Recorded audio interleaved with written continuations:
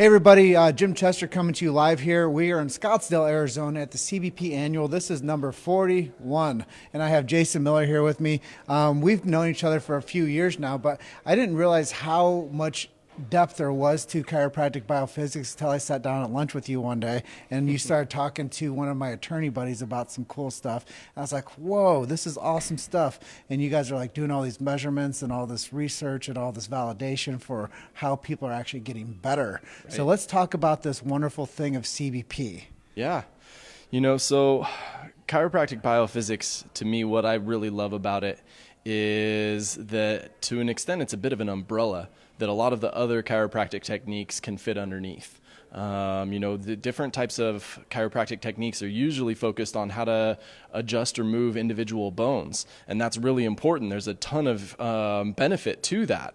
But then chiropractic biophysics takes a step back and looks at the whole global shape of the spine and how does it break down over time. Because all of us are breaking down over time, just at different rates and in different ways based off of the different types of injuries we've been in our life and how are we using our body. So, and we're all breaking down, and eventually gravity's going to win. Right. So we need to do things to maintain our core strength, which a lot of people think is our abs, which to me is like saying a symphony is a flute. Right. It's a pretty important part of the symphony, but it's definitely not the whole shebang. Our core is our entire spine, rib cage, and pelvis, and the muscles that keep that nice and strong. And as we know, the core is so important because it's the basis of all strength, motion, and stability of the body. And then beyond that, the spinal cord's running through there. So as we're breaking down in these different ways based off of the injuries we've been in and how are we using our body, our spinal cord's shifting around in there as well. And the understanding and categorizing how a different person is breaking down is super important to get them the best result and outcome. And as doctors, that's our job, right? Is to make sure that our individual patient, the one that we're working with right now, gets the best result possible. And the only way that we can really do that is to understand their unique ways that they're breaking down, right? And it's almost infinite. If we just look at how the head shifts on top of the rib cage, how the rib cage shifts around on top of the pelvis, and how the pelvis shifts around on top of the feet, there are 728 million different postural combinations, not even looking at how individual bones are moving. So, it's incredible. So when we're looking at how an individual posture is breaking down and the spinal structure inside there, we use really advanced tools like Posture A, which is what I showed you and your attorney friend, so that we can really understand that unique injury pattern for that person and put together the specific exercise program, stretching program, and adjustments that are going to get them the best result possible, which at the end of the day, that's what the patient wants and that's what we want. And that's one of the topics we're going to discuss is outcomes. And I know it's very outcome specific, but before we get into that, let's talk about the guy that's at the lead of the spear, Deed Harrison, Absolutely. And why it's so important for the work that he's perpetuating and why it's so important for what the research is that he is conducting. And now he has a whole team of people that are doing this around the world. Right. It's Deed and Deed's father. I think the whole world and certainly the chiropractic profession owes them so much gratitude. And what they've done is really pretty incredible in being able to understand the true normals of how our spine should be, which there is some variation from individual to individual based off of their unique anatomy. And they figured out even equations to predict that. And we never really had that before. And so, Deed has put so much of his time, sweat, blood, and tears into understanding how do we categorize how these different injuries occur and what does it mean to the person's health, and then how do we backtrack them out of that. And if you look at the type of research that CBP, a nonprofit, has put out, it's unparalleled in the chiropractic profession, in any way, shape, or form. The randomized control trials that have been coming out through CBP nonprofit in recent years, not only are they proving that we can get better in corrections in a person's spine than any other method that we've really looked at before, but also what does that really mean to their quality of life, to their longevity, and to what chiropractic has been talking about for over a century, to their nervous system. And, we forever have, chiropractors have talked about, a subluxation is a bone out of place causing nerve interference, and an adjustment is a force applied to that bone to restore position and to improve neural function. And nobody's ever proven that before.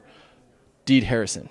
And, now what they're seeing is as we improve the shape of a person's spine and get it back to a younger, stronger, healthier position, that improves the strength of the nerve signal. It also improves the speed of the nerve signal. On average, it improves our nervous system's function by 20%. And that's from actual measures of true nerve function, not temperature, that then we guess about how nerve function, which is a lot of how traditional chiropractic has tried to measure nerve function isn't actually nerve function. It's like measuring like the retinas or measuring skin temperature and making some assumptions. His research is actually looking at the nerve signal and improving it by 20% in the peripheral nerves, in the spinal cord, and we've even measured that inside of the brain. It's incredible. The whole world should owe Deed Harrison a huge show of gratitude. And that's something that I really love about what we're able to accomplish down here is we brought some of the greatest minds together in the whole profession. And these people are not just saying that chiropractic works because it makes us feel better. Right. It works because now we have the research to back up what we've been saying for so long. The things that Didi and BJ are writing about, 100 years ago are now coming out to the public saying, hey, this is what we do. And we don't have to speak loud and proud about it so much, but we have to show the evidence behind it. And right. I think that that's the cool thing is now we don't have to yell about it. We can just say, hey, this is what we've compiled. This is the facts about it. And you can either have feelings or facts. Right. And I think a lot of times people want to have a certain feeling about chiropractic, but we've sometimes lost our way with the facts about chiropractic. Sure. And when we talk about the triune, the science, philosophy, and art, this technique marries the three together perfectly. I believe and so too. It's also based on mathematical equations, and it's like I'm not a mathlete, but like when it comes to like the design of the human spine, Don worked tirelessly to develop a mathematical equation based on the angles of the healthy spine. Mm-hmm. And then he was basically figuring out why people's quality of life was declining on the abnormalities of the function of a abnormal spine. So the ideal spine is something that the Harrisons have kind of favored. So if we can find out a favored system with research behind it, now we're changing the game. And it's like Nobel Prize style stuff, man. Absolutely. And the stuff that they're doing is unprecedented. Not only, here's the thing, is a lot of times people think that the chiropractic profession needs this. It's not true. It is true to one degree, but it's the public that needs this. And it's not just the public that needs it. It's the other healthcare professionals that need this. So we're changing the game.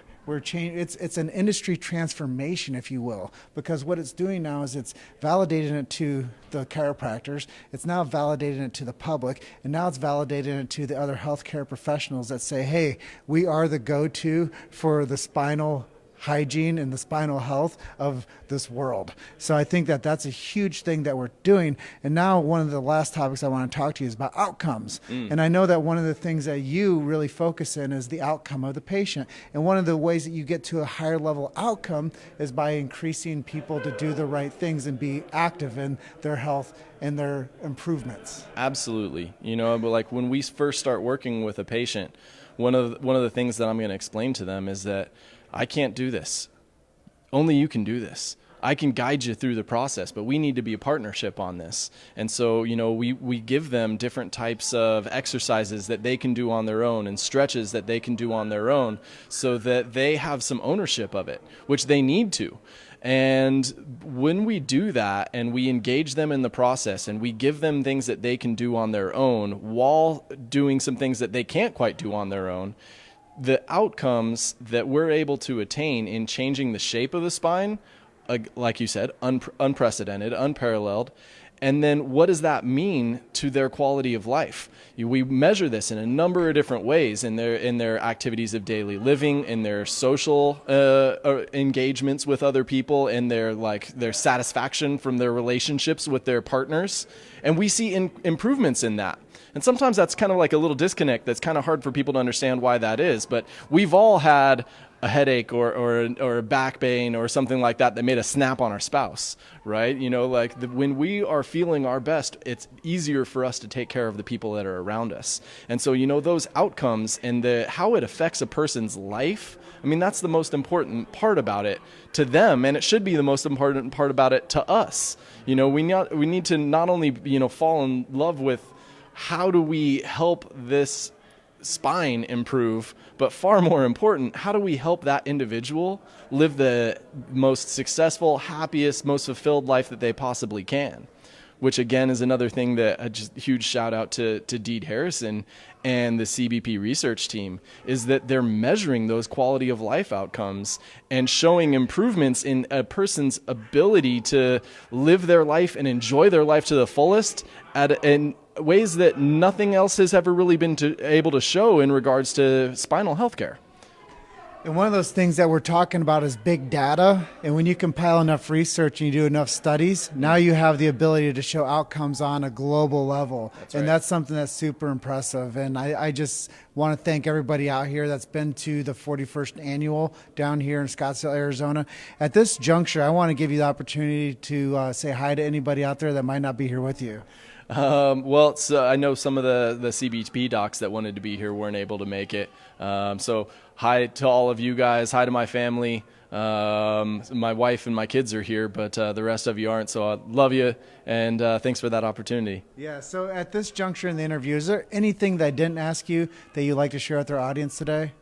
I think what I would say is that the kinds of seminars that Deed and CBP puts together and things like this, it's important for healthcare professionals to engage in this and to really realize and understand that as doctors, we signed on to be students for the rest of our lives. And I think that's really important that sometimes gets lost, right? Because healthcare should be evolving. It should always be getting better. And the only way that a practitioner can do that is by coming and engaging in research events like this and learning about new breakthroughs that are out there and how do we evolve our practice so that we get the best outcomes for our patients and they can live that higher quality of life.